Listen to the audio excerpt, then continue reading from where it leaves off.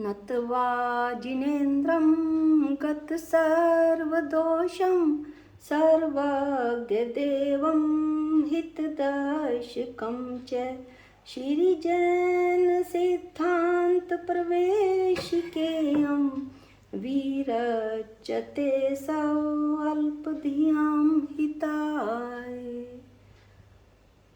हम कल द्वितीय अध्याय में ये चर्चा कर रहे थे कि द्रव्य में सामान्य गुण कितने होते हैं। द्रव्य में 6 सामान्य गुण होते हैं। नंबर 1 अस्तित्व, नंबर 2 वस्तुत्व, नंबर 3 द्रव्यत्व, नंबर 4 परम्यत्व, नंबर 5 आगरु लघुत्व और नंबर 6 प्रदेशत्व। अब हम इनका दृष्टांत सहित अध्ययन करेंगे। अस्तित्व गुण किसे कहते हैं? जिस शक्ति के कारण द्रव्य का कभी नाश नहीं होता है उसे अस्तित्व गुण कहते हैं। इस अस्तित्व गुण के कारण द्रव्य की सत्ता बनी रहती है। उदाहरण के लिए दृष्टांत रूप में जैसे दूध से दही बना, दही से मक्खन और मक्खन से घी, इस तरह से एक का उत्पाद हुआ, एक का व्यय हुआ, लेकिन इन चारों में गोरस एक जैसा ही रहा। इस तरह से मनुष्य जो है, मनुष्य पर्याय से देव पर्याय में मनुष्य उत्पन्न हुआ, लेकिन जो उसका जीव द्रव्य था वो दोनों में एक समान रहा, उसकी सत्ता बनी रही। अब दूसरा गुण है वस्तुत्व गुण। जिस शक्ति के कारण द्रव्य में अर्थ क्रिया होती है उसे वस्तुत्व गुण कहते हैं। यानी प्रत्येक द्रव्य अपने अपने प्रयोजनभूत कार्य को करता है। जैसे चक्षु इंद्रिय जो आँख है वो देखने का काम करती है। कर्ण इंद्रिय कान सुनने का काम करते हैं और ये उनकी प्रयोजनभूत क्रिया है। इस तरह से जो घड़े की प्रयोजनभूत क्रिया है वो है उसका जल भरना, उसमें जल भरना। इस तरह से हमने देखा कि वस्तुत्व गुण में वस्तु की प्रयोजनभूत क्रिया को बताया जाता है कि प्रत्येक द्रव्य अपने अपनी प्रयोजनभूत क्रिया को करता है। तीसरा गुण है द्रव्यत्व गुण। जिस शक्ति के कारण द्रव्य की अवस्थाएं निरंतर बदलती रहती हैं उसे द्रव्यत्व गुण कहते हैं।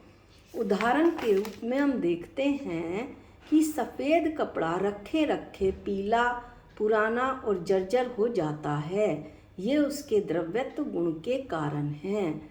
दूध रखे रखे फट गया तो वो उसमें भी परिणमन हुआ और वो परिणमन द्रव्यत्व गुण के कारण हुआ। द्रव्य में इस शक्ति के कारण परिणमन होता रहता है, अर्थात द्रव्य की पर्याय निरंतर बदलती रहती हैं। मनुष्य का पहले बचपन था, फिर वो जवान हुआ, फिर बुढ़ापा आया। इस तरह से मनुष्य के शरीर में लगातार परिणमन चल रहा है।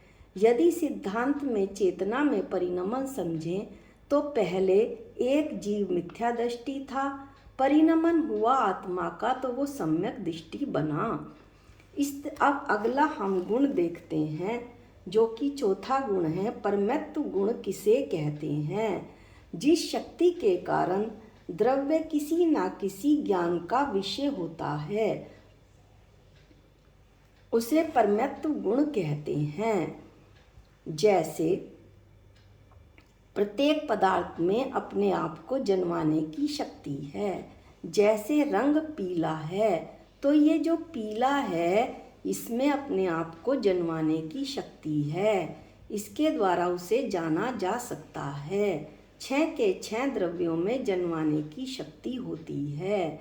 ये मेरे ज्ञान में गे बनते हैं और मेरे ज्ञान में ज्ञान गे भी है और ज्ञायक भी है। वो सभी द्रव्यों को जानता भी है और उसमें जन्माने की शक्ति भी है।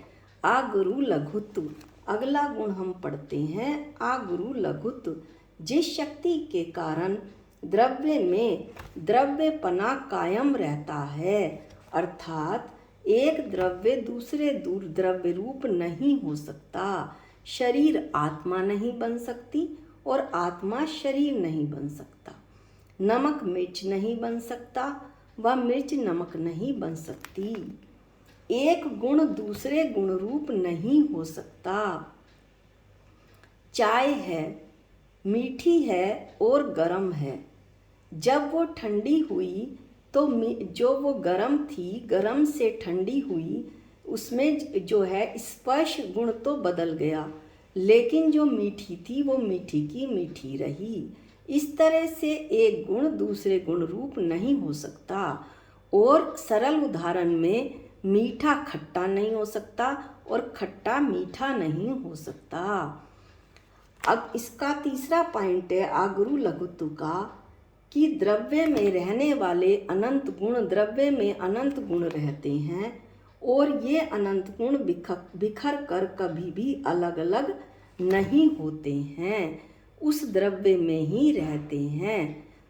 जैसे हम एक दृष्टांत से समझते हैं कि सब्जी है, जिस चीज़ की सब्जी बनी है परवल की, उसमें परवल है, नमक है, मिर्च है, खटाई है, गरम मसाला है, सब के सब जो पदार्थ हैं वो सब्जी के अंदर ही हैं। वो सब निकलकर कहीं बाहर नहीं गए सब्जी से। इस तरह से आत्मा में अनंत गुण हैं, अनंत ज्ञान, अनंत दर्शन, अनंत सुख, अनंत वीर्य, इसके अलावा अनंत गुण। फिर भी मेरी आत्मा एक अखंड द्रव्य है, ये गुण अलग अलग नहीं हैं।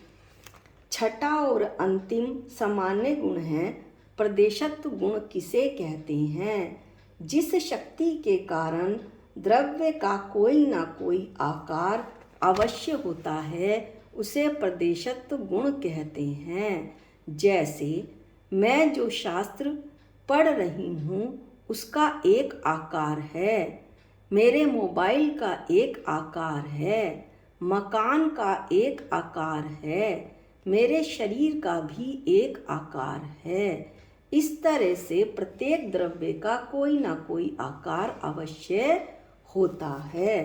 हमने आज द्रव्य के 6 सामान्य गुणों की चर्चा करी कि वैसे द्रव्य के सामान्य गुण अनंत हैं, परंतु हमने द्रव्य के 6 सामान्य गुणों की चर्चा की।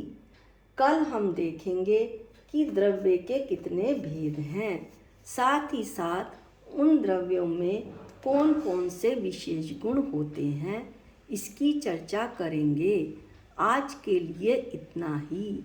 जा वाणी के ज्ञान से सूझे लोकालोक, जो वाणी मस्तक नमो सदा दे तुहूँ धोख।